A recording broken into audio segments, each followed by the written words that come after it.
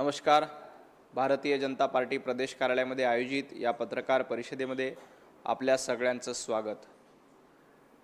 मराठीमध्ये शब्दकोश किंवा विश्वकोश असतो तसा नरकतीर्थ संजय राऊत यांनी अश्वकोश निर्माण केला पाहिजे. अश्वकोश का हे नरकतीर्थ संजय राऊत यांच्याच भाषणामध्ये सांगायचं असेल, त्यांच्याच शब्दात सांगायचं असेल तर जी भाषा ते वापरतात, जे शब्द ते वापरतात त्या शब्दांसाठी शब्दकोश नाही तर अश्वकोश हा शब्द योग्य राहील. कारण त्यांनी वापरलेल्या शब्दांमुळे उभाटा गटाला अक्षरशः अश्व लागलेले आहेत. त्यांच्या पक्षाची पूर्ण वाताहत झालेली आहे. त्यामुळे नरकतीर्थ संजय राऊत यांनी अश्वकोश प्रसिद्ध केला आणि त्याची प्रसिद्धी उद्धवजी ठाकरे यांच्या हस्ते केली. तर पक्षाची जी वाताहत झालेली आहे ती वाताहत का झाली हे महाराष्ट्राला लक्षात येईल. ज्या पद्धतीनं पत्रकार परिषदेमध्ये संजय राऊत शब्द वापरतात त्या शब्दांसाठी शब्दकोश योग्य राहणार नाही, त्यासाठी विश्वकोश योग्य राहणार नाही. त्यामुळे तर्कशास्त्री नरकतीर्थ संजय राऊत यांनी अश्वकोशाची निर्मिती करावी आणि त्या अश्वकोशाचं प्रकाशन उद्धवजी ठाकरे यांच्या हस्ते करावं. अशा पद्धतीचे शब्द म्हणजे निवडणूक हारले की काय काय शब्द शोधून काढतायत काय कळतच नाही. हे सगळे शब्द एकत्रित करून त्याचा एक अश्वकोश जर का प्रकाशित केला तर महाराष्ट्राला या अश्वकोशाची प्रचंड मागणी होईल. आणि त्यामध्ये संजय राऊतांनी आपलं नाव लिहिताना जसं तर्कतीर्थ वगैरे असतं तसं नरकतीर्थ संजय राऊत या नावाने हा अश्वकोश प्रकाशित करावा. महाराष्ट्रात हा अश्वकोश खूप चालेल. अश्वकोश यासाठी म्हणायचं कारण संजय राऊत जे भाषा वापरतायत, संजय राऊत ज्या पद्धतीनं वेगवेगळे शब्द वापरतायत ते शब्द वापरल्यामुळे उभाटा गटाला त्यांच्या पक्षाला कशा पद्धतीनं अश्व लागलेत हे महाराष्ट्राला लक्षात येईल. पश्चिम बंगाल आणि तामिळनाडू येथील पराभव हा लोकशाहीसाठी धोक्याची घंटा आहे असं संजय राऊत जेव्हा पश्चिम बंगालमध्ये भारतीय जनता पार्टी जिंकते तेव्हा ती लोकशाहीसाठी धोक्याचं असतं. आसाममध्ये भारतीय जनता पार्टी जिंकते तेव्हा लोकशाहीसाठी धोक्याची असते. तेच केरळमध्ये काँग्रेस जिंकतं तिथं लोकशाहीचा विजय असतो. ज्या ठिकाणी काँग्रेसचा विजय होतो, तामिळनाडूमध्ये विरोधक जिंकतात तिथं लोकशाहीचा विजय असतो, तिथं लोकशाही सगळं आलबेल असते. आणि भारतीय जनता पार्टी जिंकली की राऊत तुम्हाला मिरच्या लागतात आणि तुम्हाला ते झोंबतं. म्हणूनच म्हणतोय की तुम्ही जे शब्द वापरतायत त्यासाठी अश्वकोश प्रकाशित करा आणि त्यासाठी नरकतीर्थ संजय राऊत यांचं नाव लावून हा अश्वकोश प्रकाशित केला पाहिजे. मतदारांची संख्या कापून भाजपने ही निवडणूक जिंकली, या पापात निवडणूक आयोग देखील सहभागी आहे. संजय राऊत या पापामध्ये निवडणूक आयोग सहभागी नाही. गेली 15 वर्ष पश्चिम बंगालमध्ये ममता दीदींनी जी पापं केली होती, गेली 15 वर्ष ममता दीदीच्या राजवटीमध्ये दादागिरी गुंडगिरी करण्याचं काम पश्चिम बंगालमध्ये केलं होतं. ते पाप धुवून काढण्याचं काम पश्चिम बंगालच्या जनतेनं केलंय. 15 वर्ष ज्या पद्धतीनं हिंसाचार अत्याचार महिलांवरचा अत्याचार हे करण्याचं काम दीदीच्या गुंडांनी केलं होतं, ते पाप धुण्याचं काम पश्चिम बंगालच्या जनतेने केलंय. संजय राऊत ज्या पद्धतीनं महाराष्ट्रामध्ये उद्धवजी ठाकरेंच्या 2.5 वर्षाचं पाप धुवून काढण्याचं काम एकनाथजी शिंदेंनी केलं, त्यानंतर देवेंद्रजी फडणवीस साहेबांचं पुन्हा एकदा सरकार आलं, जनतेनं भारतीय जनता पार्टीला महायुतीला आशीर्वाद दिली. तुमची पाप जास्त झाली होती, ते पाप धुण्याचं काम केलं. आणि राहिला प्रश्न निवडणूक आयोगाचा आता SIRचा, SIR बद्दल तामिळनाडूमध्ये SIR झालं तिथे विरोधक जिंकले, केरळमध्ये SIR झालं काँग्रेस जिंकलं आणि पश्चिम बंगालमध्ये SIR जाऊन भाजप जिंकली असेल तर तुम्हाला एवढ्या मिरच्या का लागतायत? निवडणूक आयोग तामिळनाडूमध्ये काम करत होतं, SIR केरळमध्ये काम करत होतं, तिथे काँग्रेस जिंकली तेव्हा तुम्हाला काहीही वाटलं नाही. त्याबद्दल कुठेही तुम्ही गळा काढत नाहीत, आरडाओरडा करत नाहीत, आक्षेप घेत नाहीत. परंतु भारतीय जनता पार्टी जिंकली, जनतेनं भारतीय जनता पार्टीला आशीर्वाद दिला की तुम्हाला मिरच्या झोंबायला लागतात. संजय राऊत हे लक्षात ठेवा. जनता सुज्ञ असते, त्यांनी तुम्हाला धडा शिकवलेला आहे. पाकिस्तान आणि रशिया मध्ये देखील अशा प्रकारे निवडणूक होतात अशी टीका संजय राऊत. भारतामध्ये आता इंडी आघाडीला निवडणुका जिंकता येणं शक्य नाही. उभाटा गटाला महाराष्ट्रामध्ये निवडणूक जिंकता येणं अवघड दिसतंय आणि संजय राऊतांना पुन्हा महाराष्ट्रातून संधी मिळेल असं वाटत नाही.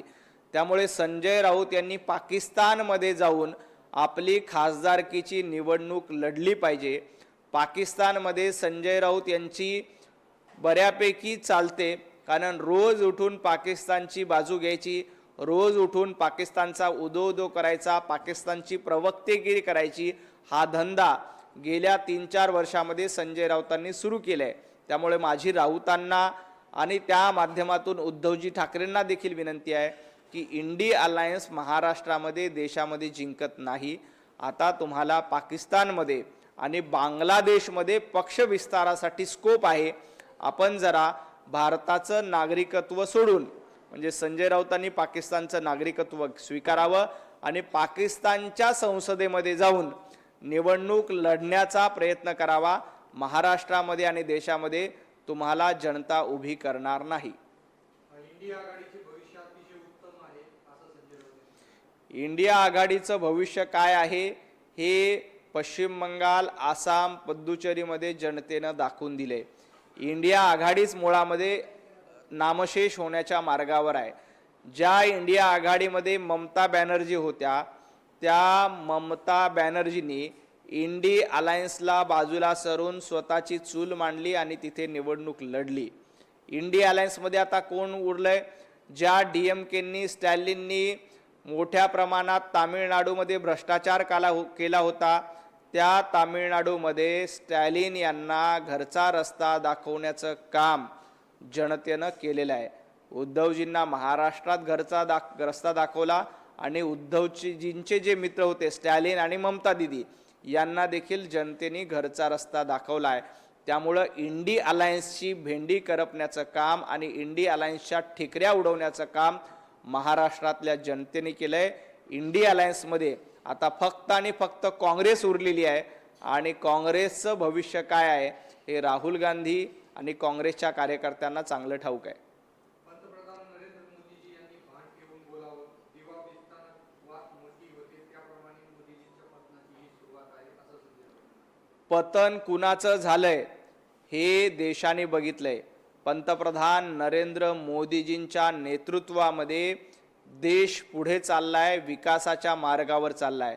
आम्ही बदल्याचं राजकारण करत नाही, आम्ही लोकांच्या जीवनामध्ये बदल झाला पाहिजे यासाठी राजकारण करतो. हे संजय राऊतांनी लक्षात ठेवलं पाहिजे. दिवा कुणाचा विझलाय? संजय राऊत, तुमची अगरबत्ती विझलेली आहे.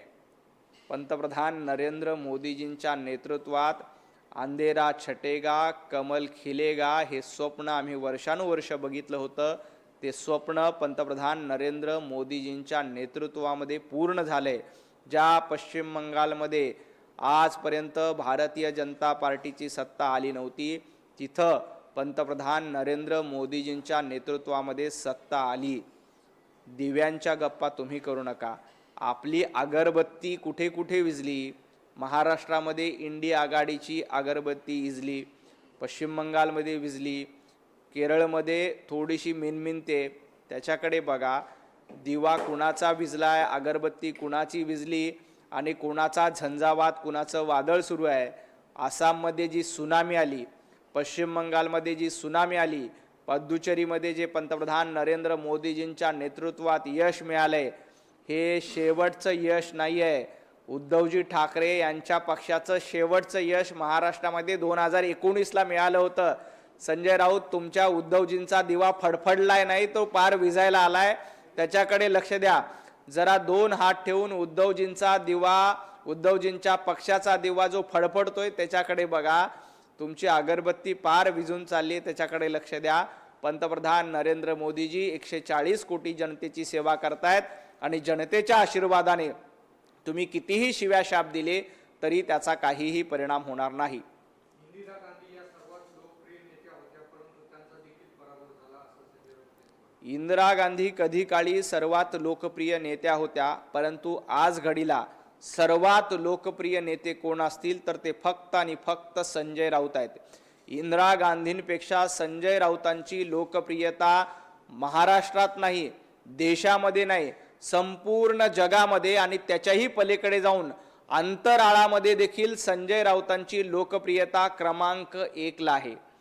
आजच्या घडीला संपूर्ण ब्रह्मांडामध्ये म्हणजे आकाशगंगा भरपूर आहेत, त्या संपूर्ण आकाशगंगामध्ये फक्त एकच नाद घुमतो, तो म्हणजे संजय राऊत, संजय राऊत, संजय राऊत. संजय राऊत यांच्या पलीकडे ब्रह्मांडामध्ये दुसरा कुठलाही आवाज निघत नाही. एकच आवाज चिरंतन आहे, तो म्हणजे संजय राऊतांचा आवाज आहे. संजय राऊत किती मोठे जोक करताय, हे जोक बघून तुमच्या घरचेही हसत असतील आणि उद्धवजी ठाकरे तर तोंडाला रुमाल लावून हसत असतील. एवढे विनोद करणं बरं नाही. महाराष्ट्राची कॉमेडी सर्कस करण्याचं काम महाविकास आघाडीने केलंय आणि या कॉमेडी सर्कसचे बादशाह कोण आहेत तर संजय राऊत आहेत. श्यामाप्रसाद मुखर्जी यांनी मुस्लिम लीगच्या सहकार्याने निवडणूक लढली होती अशी टीका संजय राऊत. जहां हुए बलिदान मुखर्जी वो कश्मीर हमारा है.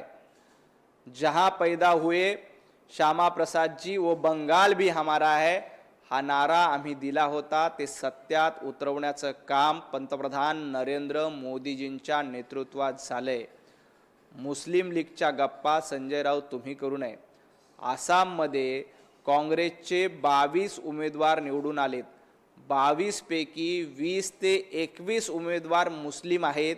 हे संजय राऊतांनी जरा राहुल गांधीला जाऊन विचारलं पाहिजे की काँग्रेसचे 22 उमेदवार निवडून आले, त्यापैकी 20-21 मुस्लिम उमेदवार कसे?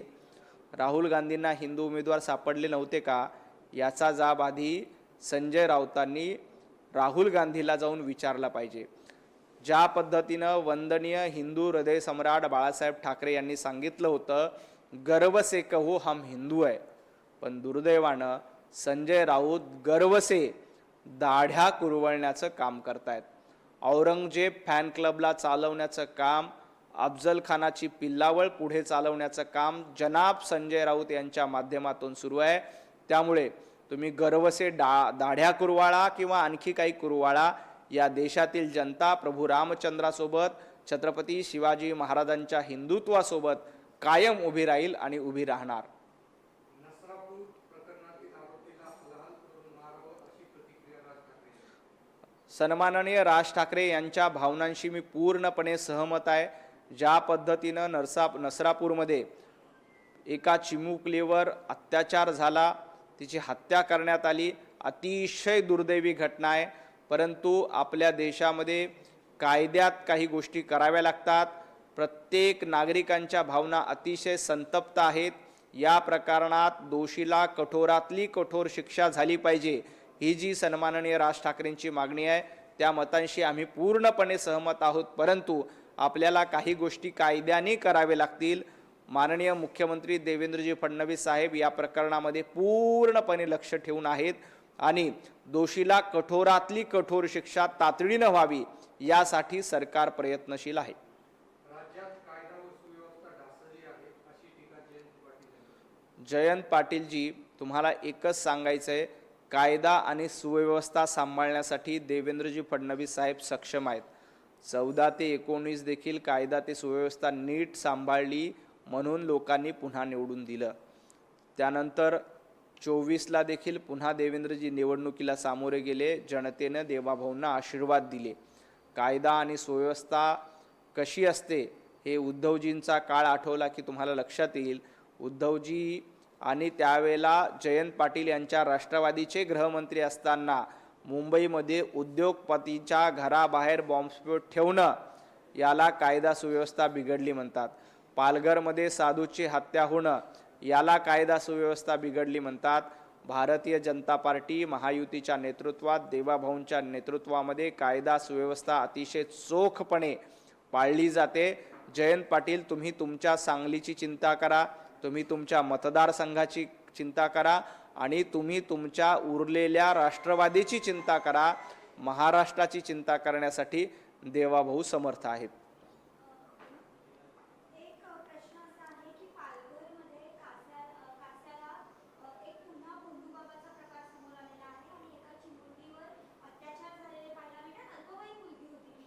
अशा पद्धतीच्या भोंदू बाबांकडनं चिमुकलींवर अत्याचार किंवा लोकांची फसवणूक करण्याचे प्रकार वाढत आहेत आणि या प्रकरणामध्ये सरकारने तातडीनं दखल घ्यावी आणि अशा भोंदू बाबांवर तातडीनं अटक करून त्यांच्यावर कारवाई करावी आणि यांना कठोरातली कठोर शिक्षा करण्यासाठी सरकारनं प्रयत्न करावे अशी माझी विनंती आहे. आणखी एक प्रश्न आहे सर, नवी मुंबईमध्ये अजूनही डान्स बार जे आहे ते सुरू आहे. अनेकदा केवळ कारवाईपुरता थोडे दिवस बंद होतं, पुन्हा ते डान्स बार सुरू होतात. असं आता 2 ते 3 महिने झालेले आहेत. त्या संदर्भात कशा पद्धतीने आपण नवी मुंबई असेल किंवा पनवेल भागामध्ये काही ठिकाणी डान्स बारच्या घटना सातत्यानं समोर येतात. माझी माननीय मुख्यमंत्री देवेंद्रजी फडणवीस आणि पोलीस अधिकाऱ्यांना प्रशासनाला देखील विनंती आहे की अशा पद्धतीनं जर डान्स बार सुरू असतील तर त्यांच्यावर कठोरातली कठोर कारवाई करावी. त्यांनी पुन्हा डान्स बार सुरू होणार नाही अशी हिंमत त्यांची होणार नाही. अशा पद्धतीचा कडक कायदा करून त्यांना शिक्षा करावी अशी माझी आपल्यामार्फत मागणी आहे. खूप खूप धन्यवाद.